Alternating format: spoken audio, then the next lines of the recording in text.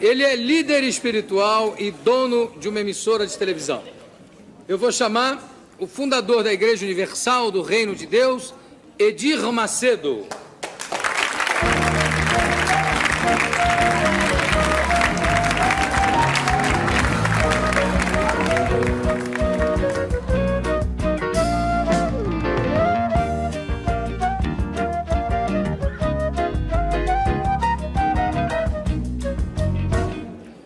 Edir, antes de mais nada, qual é a tua origem religiosa?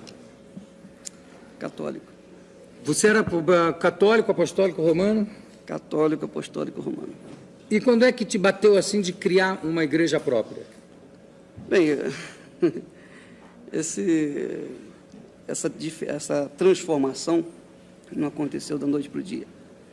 Eu fui católico e um dia, como todo cidadão, todo ser humano que passa pelo poço, que chega no poço, no fundo do poço, eu precisei de uma ajuda. E eu fui na igreja católica e, entrando lá, eu vi aquele senhor morto, naquela pedra de mármore, Carrara, e umas velas e tal. E eu vi ali uma situação bem interessante, porque ele estava ali morto e eu não sabia se eu chorava, se eu pedia para ele, se pedia para mim. Então eu vi que a minha fé estava sendo canalizada errada, erroneamente. Então eu abandonei a Igreja Católica pelo fato de que não atendia às minhas necessidades exatamente na hora que eu precisava. Então parti para o Espiritismo, que é o normal. Mas você, quando sentiu necessidade da Igreja Católica, você chegou a falar... Deixa eu puxar mesmo um pouquinho para cá. Você chegou a falar com algum padre? Chegou a ir a um confessionário? Ou ir ter uma conversa com algum... Não, eu sempre pensei, João, que a gente tem que falar com Deus. E se Deus está em todo lugar, a gente não precisa de ninguém para falar com Ele. Eu fui na igreja porque o ambiente era um ambiente propício para se falar com Deus. Então eu fui lá pedir ajuda. E encontrei, me deparei com uma necessidade maior do que a minha, que é aquela do senhor que estava ali morto. Então eu desisti. Foi para o Espiritismo. É. Foi e aí? Bem, no Espiritismo passei alguma temporada, também não resolveu a minha situação, a minha necessidade. Mas isso como leigo, não como... Como leigo, absolutamente como leigo. Foi então que, uma ocasião, eu tenho uma irmã que sofria de bronquite asmática, e ela passava noites em claro, chorando e gemendo e quase não podendo respirar. Sabe aquele gato, aquele negócio que fica miando e tal? Ela ficava a noite toda. Um dia ela ligou o rádio de manhã cedo e tinha um pastor que estava falando de Deus e ele falou: olha, você coloca a mão sobre o rádio que eu vou fazer oração. E ela colocou e deu resultado. Então, a partir daí, a família toda ingressou na igreja desse pastor e começou, então, a nossa mudança. E qual era a origem dessa igreja, desse pastor? É a origem evangélica. A igreja, como é que se chamava? É a Igreja de Nova Vida. Igreja de Nova Vida. Que é considerada uma igreja protestante, não? É protestante. Chamada de protestante. A sua igreja também é chamada de... É, mesma coisa. Bom, aí depois que vocês ingressaram na Igreja da Vida, aí quando é que bateu, assim, a iluminação de você sair e fundar a sua própria igreja? Não, eu nunca pensei em fundar uma igreja. Eu jamais pensei isso. Eu sempre pensei em levar as pessoas uma experiência própria minha com Deus. Porque eu tive realmente um encontro com Ele, então eu queria levar essa experiência para as pessoas. E eu fui levando as pessoas, que eu fui comunicando. E 13 anos depois de ter me convertido, surgiram pessoas que começaram a se interessar pelo trabalho e começaram a ajudar, a auxiliar. Então aquilo foi naturalmente, foi uma coisa... Qual foi o primeiro local físico assim que você teve? Foi lá na Abolição, no Rio de Janeiro, lá numa antiga funerária. Uma antiga funerária? Quer dizer que eu estava ali Está no meio. No meio do caminho, né? Mais ou menos. Né? Já é um lugar intermediário. É isso aí. E quando é que você foi para os Estados Unidos? Porque a gente vai para Nova York, liga a televisão e você tem horários. Bispo Macedo está lá falando e está lá apresentando espetáculos de conversão, de cura, etc. Quando é que você saiu da funerária da abolição e foi para Nova York? Não, aí já faz... Isso foi... Quando nós começamos, foi em 77. A nossa saída para os Estados Unidos foi em 86. A BBC de Londres fez um trabalho sobre a Igreja Universal e passou lá nos Estados Unidos. E veio um pastor interessado, veio conhecer o nosso trabalho e nos convidou para começar esse mesmo tipo de trabalho, já que a gente lidava com pessoas drogadas, viciadas, pessoas já destruídas. Então, ele nos convidou para trabalhar em Nova York. Foi aí que nós começamos lá.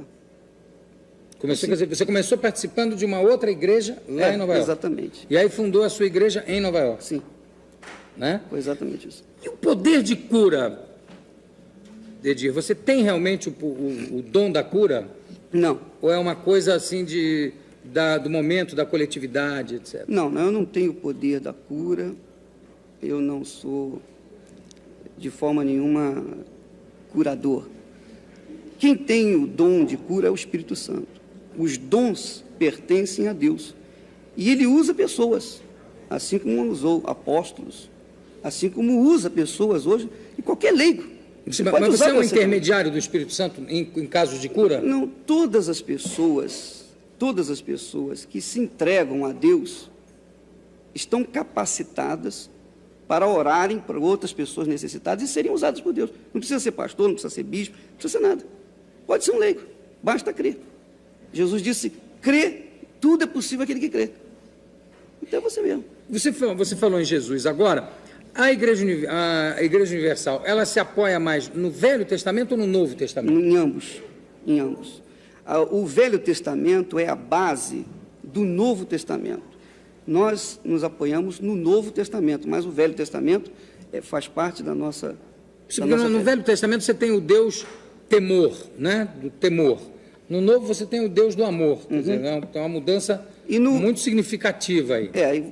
O Velho Testamento apresenta Deus de longe, falando com o homem de longe. Quando ele falou com Moisés, falou de longe. No Novo Testamento apresenta Deus junto do homem, Jesus andando junto do homem. E agora, depois da morte e ressurreição de Jesus, Deus apresenta dentro da gente. Então, Ele está já dentro da gente. Então, houve uma aproximação. O Velho Testamento houve uma escada, né? Uma escada. Até que Deus vem dentro da gente, vem dentro de cada um que crê nele. Não vem dentro de qualquer pessoa, mas daqueles que realmente creem nele. Você falou em Moisés, me lembra uma definição do meu amigo Nizam Guanais, que diz que para ele Moisés foi o maior corretor de imóveis da história, que ele conseguiu convencer um povo inteiro a atravessar um deserto durante 40 anos para ir mostrar um terreno. Todo mundo atrás. Você falou que não precisa ser... Qualquer leigo pode ter o poder da cura, quer dizer, ser intermediário do Espírito Santo. Não precisa ser um padre, não precisa ser um bispo. Por que o bispo Macedo? Quer dizer, por que a nomeação de bispo? Não, o bispo, ele é um administrador. Uma palavra bíblica. Ele é um administrador espiritual. Então, a função dele... O pastor, ele lida com o povo. O bispo lida administrativamente com os pastores, com o clero religioso. E como eu ensino os pastores, eu sou professor, eu ensino, eu dirijo, eu tenho a minha função de pastor e de bispo, de fato e de direito, então eu sou um bispo. Não porque eu tenha me designado bispo, mas pela função. Pela função, não, pela coordenação do presbitério da igreja. Como é que cresceu nos Estados Unidos? Nos Estados Unidos, os pastores eletrônicos foram muito abalados no seu prestígio pelos escândalos, alguns escândalos sexuais e alguns escândalos financeiros que aconteceram. Até que ponto isso interferiu na tua igreja, lá nos Estados Unidos? Não interferiu em nada, porque nós sempre procuramos levar as pessoas a uma fé em Deus e a diferença da igreja eletrônica, desses pastores eletrônicos, é que eles usam a televisão para fazer a igreja das pessoas dentro de casa. E nós não, trabalhamos com as pessoas tete a tete, face a face. Mas mesmo dentro de casa, quer dizer, tem milhares de pessoas assistindo sempre, né? Em locais enormes. Sim, eles assistem, mas o pastor está atrás das câmeras. Quem tem que estar atrás das câmeras são os artistas, e não o pastor. O pastor tem que estar junto das ovelhas. Os artistas têm que estar na frente das câmeras, aliás. Né? Exato, ou na frente das câmeras. Na frente. Mas o pastor ele tem que estar junto com as ovelhas. Tem que estar ali coladinho. Não, mas também você sabe que tem artistas atrás das câmeras. Você vê, se não houver artistas atrás das câmeras, os artistas que não aparecem. Nós temos até um artista mesmo aqui atrás da câmera, que é o Ed Murphy, que está ali atrás daquela câmera, que é o famosíssimo cameraman, que está todo encolhidinho ali, para não aparecer, mas não adianta, Ed, você tem que... Ô, Edir, nos Estados Unidos, por exemplo, na televisão, você tem um canal de televisão ou você compra o horário para passar o teu programa? Não, lá... Você é dono de um horário? Lá a gente aluga, como aqui também, né? Há um aluguel de tempo. Nós compramos o horário. Mas aqui vocês compraram a TV Record? Nós compramos. A igreja adquiriu. Como é que, de repente, uma igreja só, quer dizer, a Igreja Universal do Reino de Deus, quer dizer, não é ligada a nenhuma outra igreja protestante, consegue angariar tantos donativos a ponto de poder comprar horários de televisão nos Estados Unidos, que é uma coisa cara, e comprar uma estação de televisão no Brasil? Bem, em primeiro lugar, para responder essa pergunta, nós temos que dizer o seguinte, João. A televisão, a Record, ela não foi comprada nem à vista, não foi comprada cash, com dinheiro na mão. A televisão tinha um passivo, e nós assumimos o passivo, e o saldo está sendo pago em parcelas. Então... Não, mas mesmo assim, por exemplo, se eu quisesse ter comprado a Record na época, não ia dar. Mesmo assim, assumo o passivo, vou assumir esse passivo aqui. Pronto. O resto divide. Bem, eu não sei as suas condições, mas a igreja luta, né, ela trabalha, ela naturalmente tem ofertas, e as ofertas são destinadas para o desenvolvimento do trabalho da igreja. Com isso, a igreja foi afetada pelo Plano Collor? O Plano Collor chegou a bloquear parte dos rendimentos Não, porque, da igreja? Porque o que... Ou os rendimentos da igreja ficam lá fora? Boa sua pergunta. Não, veja bem, a igreja não teve tempo e não houve tempo suficiente para se bloquear o dinheiro dela, porque entra e sai. Há um reinvestimento no trabalho da igreja, entende? Não houve esse tipo de problema, não. Quer dizer, esse dinheiro é um capital de giro que está sempre... Está sempre funcionando. Circulando. Circulando. O Edir, você, junto com outros membros da Igreja Universal, uma coisa que, aliás, você nega, mas que aparece nos jornais, os jornais têm falado muito nisso, está com processos por charlatanismo. Isso é verdade ou é mentira? Não existe... O que há de verdade nisso e o que há de... Não existe nenhum processo contra nós. Existe, sim, um trabalho de alguns segmentos da sociedade que procuram ou tentam deteriorar a minha imagem ou o trabalho da Igreja Universal do Reino de Deus.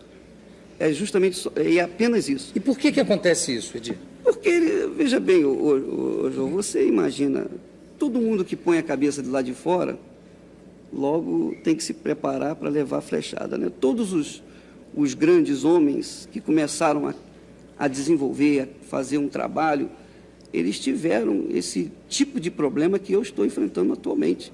Apenas uma questão de inveja, né? De alguns segmentos da sociedade.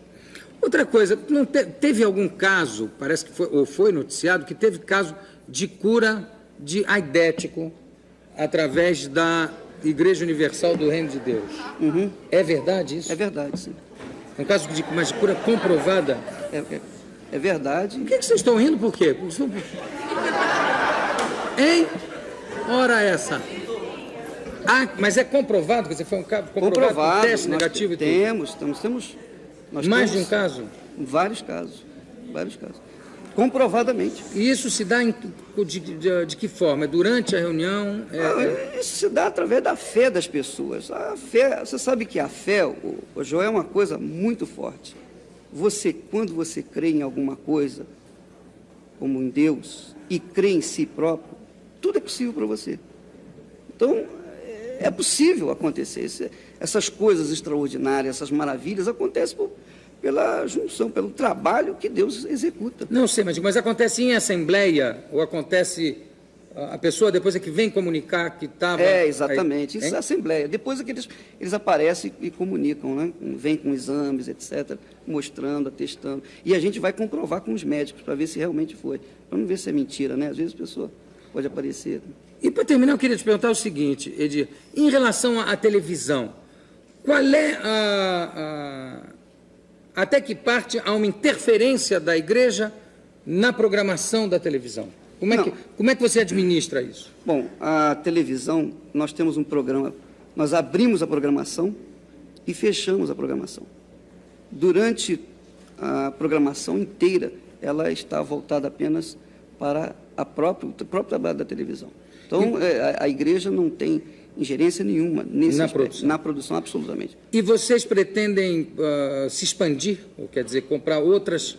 transformar a Record numa rede maior? Hoje já é uma rede, ela já está com satélite para todo o Brasil. A rede já é. E estamos trabalhando para ela crescer, né?